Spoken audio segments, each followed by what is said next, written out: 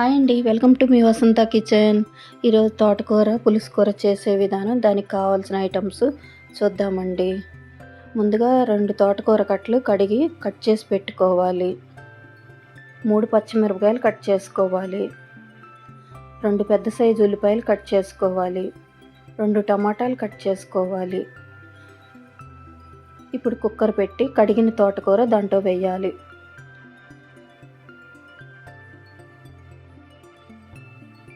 ఉల్లిపాయలు వేయాలి, టమాటాలు వేయాలి, పచ్చిమిరపకాయలు వేయాలి, 1 స్పూన్ పసుపు వేయాలి,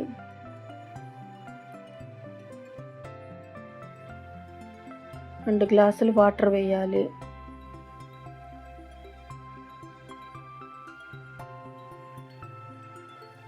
ఒక స్పూన్ కారం వేయాలి, కొద్దిగా చింతపండు వేయాలి. ఇప్పుడు మూత పెట్టి 5 విజిల్స్ రానివ్వాలి. విజిల్ పోయిన తర్వాత ఉప్పు వేసి వెనపాలి.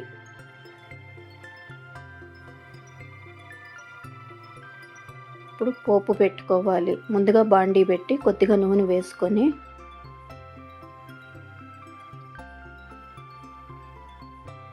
మినపప్పు 1 స్పూను, ఆవాలు 1 స్పూను, పచ్చెనపప్పు 1 స్పూను, జీలకర్ర 1 స్పూను, ఒక రెమ్మ కరివేపాకు,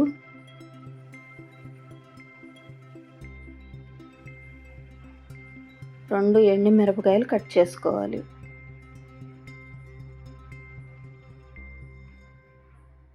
పోపు బాగా వేగాలి.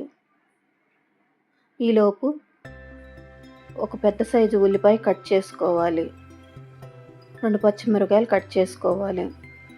ఇవి వేగిన తర్వాత దాంట్లో వేయాలి.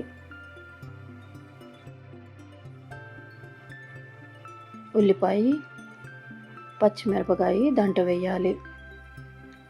కొద్దిగా వేగనివ్వాలి. వేగిన తర్వాత పులుసుకూరలో వేయాలి. ఇప్పుడు ఈ పోపు అంతా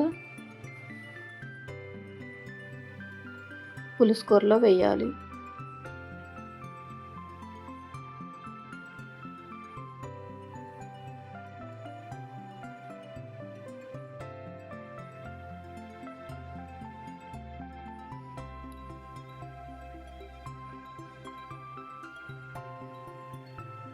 చిటికెడు ఇంగు వేసి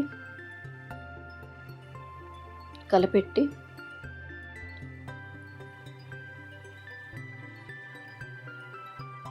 లో ఫ్లేమ్లో కాసేపు పెట్టాలి.